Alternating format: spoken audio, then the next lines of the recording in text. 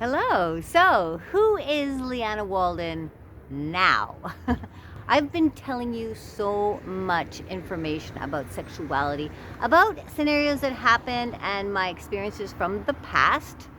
And I've been giving you lots of information, juicy information about what to do with your partner, what she fantasizes about, threesomes, swinging, sexual energy. Check out my videos, so much information. But I don't often just talk about my life now, what's been going on. So I thought today would be a great time to share with you where I am, because I've had a long journey of exploration and it's not over. So first of all, I am now a young 60 years old. I started my sexual exploration in my 20s. So quite a few years that I've been interested in sex and sexuality and connection with people and that deeper level that we can go with each other. My first husband and I were married for 23 years. Wonderful, incredible, exploratory, wild, fun relationship. We really were meant for each other. We really gave each other the opportunity to explore. We explored individually and we explored as a couple. And this is what I'm talking about around sex and sexuality. So around the 10-year mark of our marriage, things started to shift. He came out as bisexual, and then we opened our relationship and went on a wild journey of 10 years. During that time of that first marriage, I had 2 children who are now 27, 28, not so little anymore, but amazing, incredible individuals. Now, when a couple first comes together, you feel hot and heavy with each other. There's a lot of lust and desire and connection and hopefully sex. But that dies out.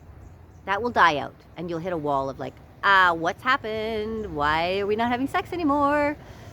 So I've prepared 10 stages of a sexual exploration for couples, for you to look at different stages that people go through, that couples go through as they move through exploring and opening up themselves sexually.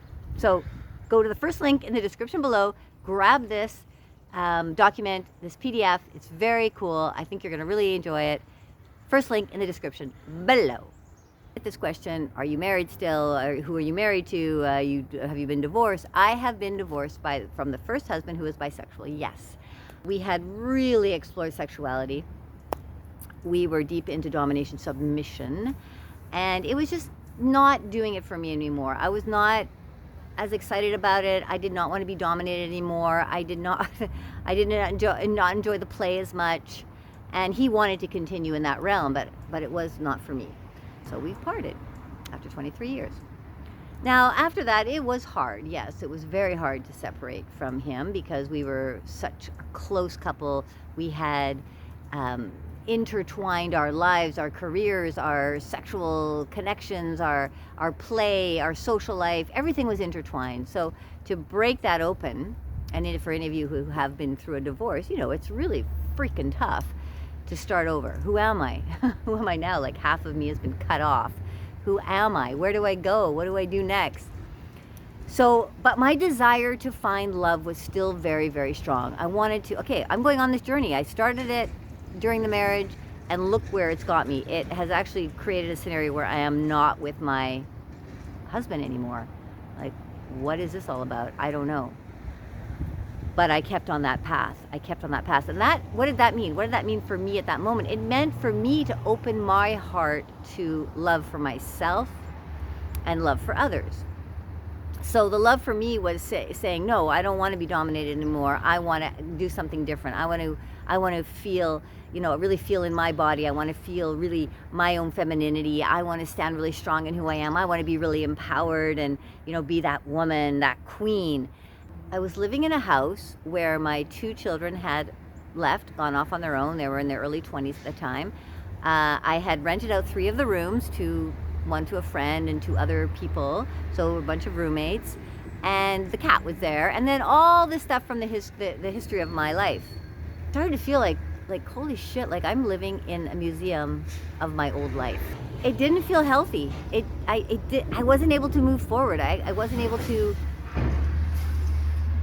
I don't know, I just felt so stuck, right? So a friend of mine at the time said, you got to get out of Vancouver. You got to go travel, go do something. I said, okay. yeah, okay, that's a good idea. Like, where am I gonna go? Where am I gonna go? And suddenly, Brazil came up. Brazil. Brazil. I've never been to Brazil. Actually, I've never been to South America. I've traveled quite a few places in the world, but never had been down to South America. But Brazil. Like, okay, that's possible. It's possible. But then I just started seeing Brazil everywhere. Brazil, Brazil, Brazil on a sign, Brazil on a T-shirt, Brazil on a soccer ball. Like, finally, at one point, I just said, okay, I hear you, universe. I hear you, symbols. I will go to Brazil. So I went quickly. I went quickly down to my apartment. And as I was going to my apartment, I fell and I sprained my ankle. Now, the spraining of my ankle is very much connected to my fear. So I was scared to go to Brazil on my own in a place I didn't know anything about. And to like leave my old life, to finally separate, like not finally, but to really separate from my little nest egg of history, right?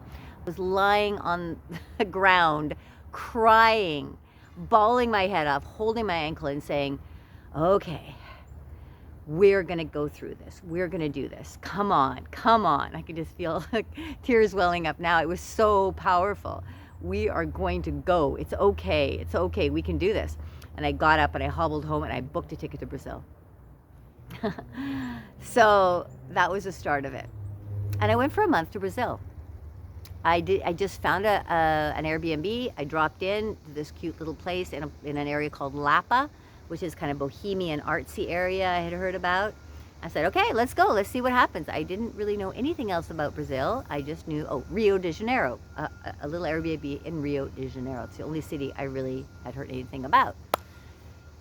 So I went to Brazil for an exploration of 1 month. And I decided that I was just going to be free and I was going to say yes to anything that came along and see what happened, because I have no plans. And it was the most magical journey. Like, I met so many interesting people. I had so many fascinating experiences. I went to other places outside of Rio de Janeiro. It was just the most beautiful, magical month that I had had up to that date in my life. And actually on about the third day, after I'd connected with this young Brazilian woman who became a very good friend, still is to this day, who was a filmmaker and artist, I connected with her in the beginning, day or two, because she was also in that Airbnb. And she was going to the beach about on the third, fourth day I was in Rio. And she said, come to the beach with me. There's some friends coming. You know, you can meet some people. She spoke English. I'm like, okay, I'll go with you. We go to the beach. And she said, this is my friend. Then he's standing there. His name is Chacal. And I look at him and my heart just goes, like, oh my God, who is this gorgeous, gorgeous black man standing right there? And I'm like, this, hello Brazil, hello Brazil. I just felt very strongly drawn to him, and we looked at each other and felt like this really energy between us. He didn't speak English though, and I didn't speak Portuguese, which, okay, is that going to create difficulties? Evidently it did not. So our connection just kept growing, and we saw each other a little bit here and there, and that month on an event, At the end of my stay, there were different people asking me to go to this waterfall, go to this park, go to this country area, go down to this beach area. And he said, I want to take you somewhere. Where do you want to go? And I'm like, well, I really want to go to this place where there's waterfalls there. He said, oh, let's go. So the last 4 days in Brazil, in Rio de Janeiro, or it was outside of Rio de Janeiro, I spent with Chacal. And I fell in love. I fell in love. The sensation of love opened, my heart opened again, you know, like it had been closed because of the divorce and everything, and just, oh my God, love is here. Now, I did not want to get married. I did not want to really have a relationship again, but I just opened my heart because that's what my journey was. It's the journey of finding more love.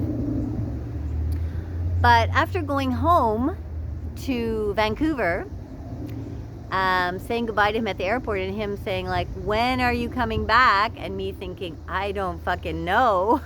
I have no idea. I was at home in this museum that was even feeling more like a museum. After a couple of months in Vancouver, I said, you know what? this is my opportunity to get out of this house.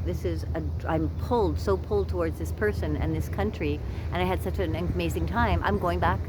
Now, professionally, I've worked in a lot of capacities of sexuality, and I continue to do so. I help people one-on-one. I do workshops. I do private intensives with couples. It can be done online or in person. I do a lot of videos, as you can see from YouTube. I have a Patreon account. You might want to check that out, Patreon, where I tell very intimate stories about my sexual adventures from the past and the present. Yeah, so there's a lot of avenues that I offer services, offer guiding, offer ways to help you and your partner, you individually or you and your partner, open up to your sexuality, feel better in your body, express your desires, love your life fully. You can just contact me and let's have a little chat, okay? And then we can find out what's best for you. I'm going to sell everything. I'm going to get out of this house. And if nothing happens in Rio with this man, it doesn't matter. It'll give me the opportunity to get out of this house. So that's what I did. Sold everything. Got rid of the house, got rid of everything that I had, and I took off for Brazil on a 3-month visa to be with him and see how things would turn out with him. And we have a whole story together, but 5 years later, we're still together. We are still together. So I am with Chacao still. We live in Rio de Janeiro part-time, and we live in Vancouver, Canada part-time. Because my family and my kids, my friends are here. I love Vancouver so much, but I also have dear, dear, amazing friends in Rio de Janeiro that I love so much. I've created an amazing community. And together with Chacao, we started a social movement called TROPA de Solidariedade. I also learned how to speak Portuguese, but the name is TROPA. TROPA. And that is something that's become so dear to my heart. Along with talking about sexuality and sexual expression and all of that, this NGO has also become very close to my heart. So money that I make in my business around sexuality, I siphon into my NGO where we help marginalized children in favelas, that's the ghettos in this area where I first dropped into Rio de Janeiro, Lapa. So it's come full circle. It's come full circle. I do talk a lot about sex. A lot of my experience has come from the past. I have some from now as well. But just to be also clear, Chacao and I are monogamous. We're monogamous. This is all about how sexuality changes and shifts and is fluid, and you need to do what feels best for you, your partner, and the relationship. And for us, this is what we want. We are so focused on our own work. I'm so focused on helping people around sexuality, exploring the sexuality, making choices, very conscious choices. Okay, conscious choice to be monogamous, beautiful. Conscious choice to try non-monogamy, beautiful. Conscious choice to open up to kinky and BDSM and all sorts of wild things, beautiful. You know, but choose it. Come together, you choose within yourself. Tap into your own desires, but also choose within the coupledom. Choose what your marriage means. Choose what your relationship means. You have that opportunity. You are allowed. We do not have to sit in the box of what is told that a relationship has to be. It can be whatever you want, whenever you want, however you want, but work it out together. So that is what I've been doing my entire life, and I just keep having the most amazing experiences and having, blessed life, blessed. Yeah. Lots of challenges for sure, but that makes me stronger. That makes me more passionate, right?